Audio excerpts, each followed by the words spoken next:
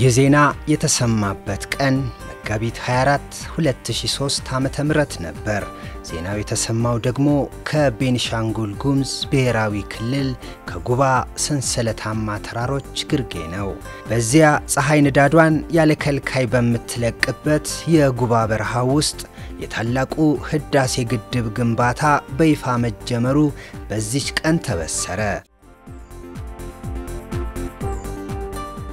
የዜና ከተሰማበት ዕለት ጀምሮ መላው የኢትዮጵያ ሕዝብ ለስኬታማነቱ ያለ ልዩነት ተረባርቧል። ከሊቅ እስከ ደቂቅ ከልጅ እስከ አዋቂ የቻለውን አበርክቶ አድርጓል። ያኔ ከጅግጅጋ እስከ ወለጋ ከሐዋሳ እስከ አሶሳ ከሐረር እስከ ጎንደር ከመቀሌ እስከ ጋምቤላ እንዲሁም በሌሎች አካባቢዎች ከሀገር ውስጥ እስከ ውጭ ሀገር ነዋሪ ኢትዮጵያዊና ትውልደ ኢትዮጵያዊ ሁሉ ስሜቱ አንድ ነበር። እንኳንስ ህዝቡ ይቅርና ጋራው ሸንተረሩ ወንዛውንዙ ሁሉ በአንድ ቋንቋ የሚግባቡ ይመስል ነበር። ያ ወቅት አባይ እንደፈሰሰ አይቀርም ሁሌ እንዳለቀሰ በሚል ስሜት ሁሉም የዘመናት ቁጭቱን የልማት ጥማቱን በአደባባይ የገለጸበት ወቅትም ሆነ።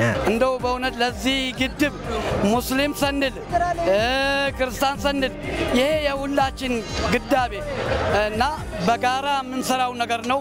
ትውልዳችን የሚጠቅም ነገር ነው።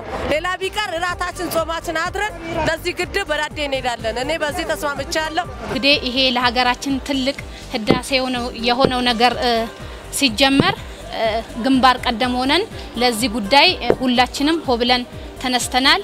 እንግዲህ ይሄ ጅምር እንጂ መጨረሻ አይደለም። እስከ መጨረሻው ድረስ ለአባይ ግንባታ ትልቅ አቋም ይዘን ተነስተናል።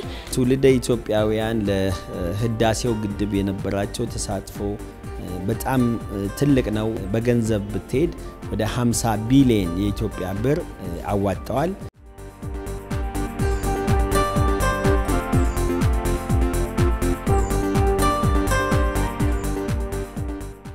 አባይ አባይ አባይ አባይ ያገር አባት ያገር ለምለም ያገር ሲሳይ ያለ አገሩ ዘምሮ ያለ ቅኝት ከርክሮ አባይ ያለ አሻራ ኑሮ እያለ ሲያንጎራጉር የነበረ ትውልድ እንጉርጉሮ ይብቃ ይገባል ውዳሴ ጉዞን ጀምሯል አባይ ለህዳሴ ያለ ሆበል አባይ ብሎ በአንድነት የተነሳበት ፕሮጀክት ከተጀመረ እነሆ 14 ዓመት ሞላው።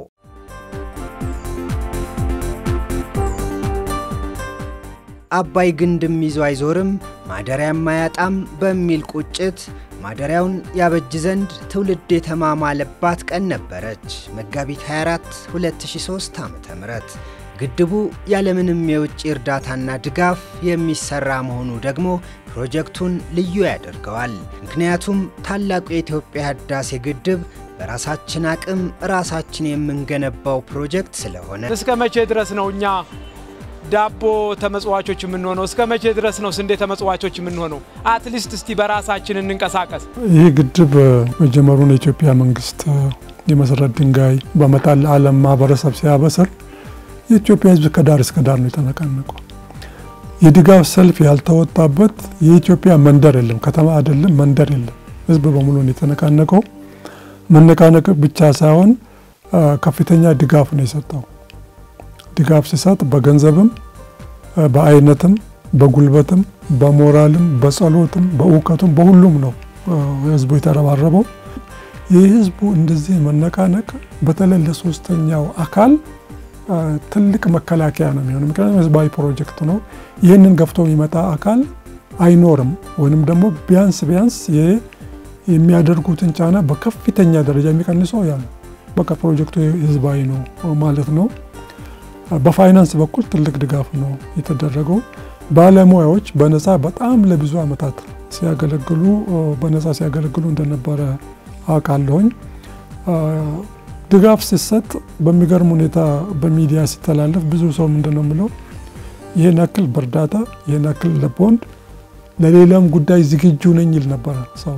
ለሌላም ጉዳይ ዝግጁ ነኝ ማለት መስዋዕትነት የሚያስፈልገው ነው ከፍላለሁ ማለት ነው። ሌላ ነገር ማለት አይደለምና ያ ለግድቡም ለስራውም ለመንግስትም ትልቅ ለዲፕሎማሲውም ስራ ለውጤቱ ትልቅ ግብአት ነው። ይሄ ነው ለወደፊቱም ደግሞ ትልቅ ትምህርት ነው የሚሆነው። የታዳሽ ኃይል ልማትን እንደግፋለን የሚሉ ታላላቅ ዓለም አቀፍ ተቋማት ሳይቀሩ ፊታቸውን በኢትዮጵያ ላይ ባዞሩበት በዚያ ወቅት የኢትዮጵያ ሕዝብ ግን በአንድነት ሆኖ በይቻላል መንፈስ ግድቡን ገንብቶታል። በአድዋ ድል ያሳየውን አንድነትና ይበገሬነትም በልማቱም በህዳሴ ግድብ ላይ በተግባር አሳይቷል። በዚህም ታላቁ የኢትዮጵያ ህዳሴ ግድብ የዚህ ትውልድ አድዋ መሆኑን በተግባር ገልጿል።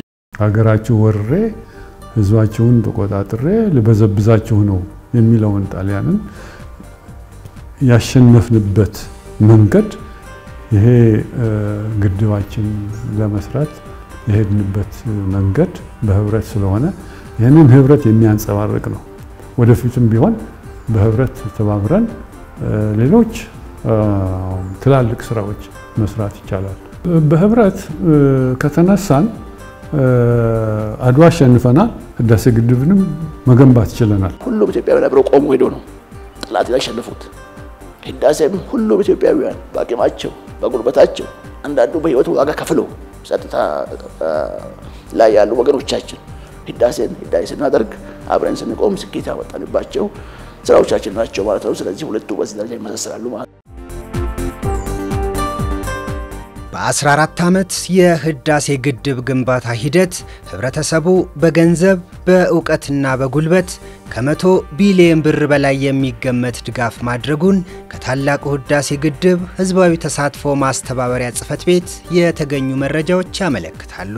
የግድቡ ግንባታም 98 በመቶ የደረሰ ሲሆን ከግድቡ የተገኙ ፍሬዎችንም ከወዲሁ ማየት ተችሏል። ግንባታው በሚቀጥሉት 6 ወራት ይጠናቀቃል ተብሎም ይጠበቃል። ቢበዛ በሚቀጥሉት 6 ወራት በጋራ ሪቫን እንቆርጣለን። ይሄን ጊዜ የምንወስድበት ምክንያት ዝግጅት ስለሚፈልግና አካባቢው ሞቃታማ ስለሆነ የክረምቱን ዝናብ ስለምንፈልገው ብቻ ይሆናል እና ህዳሴ በሚቀጥለው ዓመት መጀመሪያ አካባቢ ታሪክ ይሆናል ማለት ነው።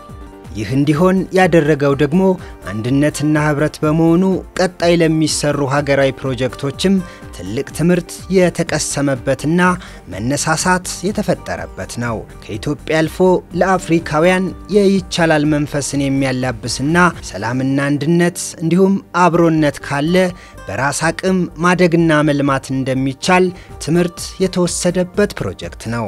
የኢትዮጵያ ህዝብ ካለበት የኋላ ቀርነት አዙሪት ለመውጣት ፍላጎቱ ትልቅ ስለሆነ ይሄ ግድብ ከተጀመረበት ቀን ጀምሮ ለ14 ዓመታት ያለ ማቋረጥ አስተዋጽኦ ያደረገ አሁን የደረሰበት ደረጃ ማለትም 98 ከመቶ 2% ብቻ ነው የቀረው ለማጠናቀቅ እዚህ ላይ አድርሶታል። በገንዘብ አስተዋጽኦ ስናየው ቦንድ በመግዛት በቀጥታ ድጋፍ በማድረግ በ8100 ባጭር መልእክት መጠነኛ ገንዘቦች ትናንሽ ገንዘቦች በመላክ መዋጮዎች በሴቶች በዓላት ዋንጫዎች ዙሪያ በባንዲራ ዙሪያ በእንደዚህ የመሳሰሉ ነገሮች ያደረገው አስተዋጽኦ እስካሁን ድረስ ስናየው ወደ 21.6 ቢሊዮን ብር ማዋጣት ችለዋል። በጉልበትም የረዳው ስናይ ወደ 120 ቢሊዮን ብር የሚያወጣ የጉልበት ስራ አስተዋጽኦ አድርገዋል። እንደ አገር ብዙ ጊዜ ጦርነት ላይ ነው ስንተባበር የሚታየው። ለብዙ አመታት ጦርነት ላይ እንተባበራለን፣ ልማት ላይ አይታይም ነበርና ይህ ግድብ ያንን ታሪካችንን የቀየረ ጉዳይ ነው። ምክንያቱም እንደተጀመረ ህዝብ ከዳር እስከ ዳር ነው የተነቃነቀው እና ልማት ላይ የኢትዮጵያ ህዝብ በሰፊው የተነቃነቀበት አንድ ፕሮጀክት ቢሆን ለታላቁ ኢትዮጵያ ህዳሴ ግድብ ነውና ለወደፊትም ለምንገነባቸው ግድቦች ይህንኑ አሰራር መጠቀም ይቻላል። የሚስተካከሉ ነገሮች የሉም ማለት አይደለም። የሚስተካከሉ ነገሮች ኖሮ ከዚህ ግድብ እንደዚህ አይነት ጥቅሞችን አገራዊ አንድነትን መፍጠር አሁን ብዙም ያልተጠቀምንበት ያመለጠን አንድ ድል ቢኖር ይሄ ነው። አገራዊ አንድነትን በዚህ ግድብ ዙሪያም መፍጠር ይቻላል። ወደፊት በሚመጡት ላይ እዚህ ላይ ጀምረን ወደዛኛው መሸጋገር ይቻላልና በጣም በርካታ ጥቅም ነው የሚል ነው ያለኝ አስተያየት። ዛሬ ህዳሴ ግድብ በጣም በሚያኮራ ሁኔታ ማንንም ወደ ኋላ ሊቀለብስ በማይችል ሁኔታ ለሌሎችም የአፍሪካ ሀገሮች እንኳን ለአፍሪካ ብቻ ሳይሆን ለዓለም ሀገሮችም ጭምር ትምህርት በሚሆን ደረጃ አብረን ከተባበርን ማሳት እንደምንችል ኢትዮጵያውያን ደግሞ አብረን መቆም ከቻለ ታምነን እንደምንሰራ ያሳየንበትና የኮራንበት ፕሮጀክት ላይ ደርሷል ማለት ነው።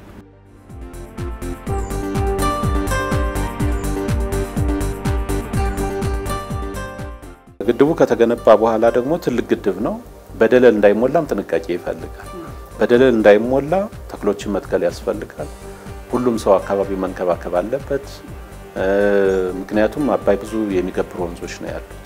እነዛ ይዘውት የሚመጡት ግድቡ ላይ ጫና እንዳይፈጥሩ ትልቁን ሚና የሚጫወተው አጠቃላይ በዚያ ዙሪያ ያለው ማህበረሰብ በዚያ ዙሪያ ያለው ሳይሆን ኢትዮጵያዊ ሆነ ሁሉ ይመለከተዋል። ይሄንን የመንከባከብ ደህንነቱን የመጠበቅ ነገ ከነገ ወዲያ ለትውልድ እንዲተላለፍ የማድረግ ኃላፊነት አለበት። በዋናነት የደለል ስጋት ነው ግድቡ ጋር የሚኖረው። እሱ ደግሞ የገባር ወንዞች የምንላቸው ዙሪያ መሰራት ያለባቸው ስራዎች መሰራት አለባቸው። እዚያ ላይ የሚያደርሱበት ጫና መቀነስ አለባቸው ማለት ነውና እሱ ላይ የህብረተሰብ ተሳትፎ ወሳኝ ነው። ሁሉንም ማህበረሰብ ማሳተፍ።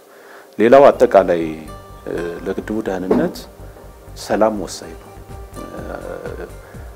ችግሮቻችንን በውይይት ሐሳብ በመስጠት ሐሳብ በመቀበል መፍታትን መለማመድ አለብን። በቃ ሁሉንም ነገር ላይ በመሳሪያ በሁከት በብጥብጥ ለመፍታት የምንሄድበት መንገድ አስቸጋሪ ነው የሚሆነው። ምክንያቱም ጦርነት አንድን ሀገር በነበረችበት አይተዋት የነበረህን ታጣለህ፣ የነበረ ይወድማል። የነበረ ከወደመ በኋላ እንደገና ደግሞ ለመነሳት አመታት ይወስድብሃል። ይሄ ደግሞ በታሪክ ውስጥ ብዙ የጎዳን ይሄ ነው። ስለዚህ ችግሮቻችንን ቁጭ ብሎ በመደማመጥና በጠረጴዛ ዙሪያ መፍታትን መለማመድ የበለጠ ለሁሉም ነገር ለግድቡም ለኛም ለሀገርም ጠቃሚ ነው ብዬ አስባለሁ።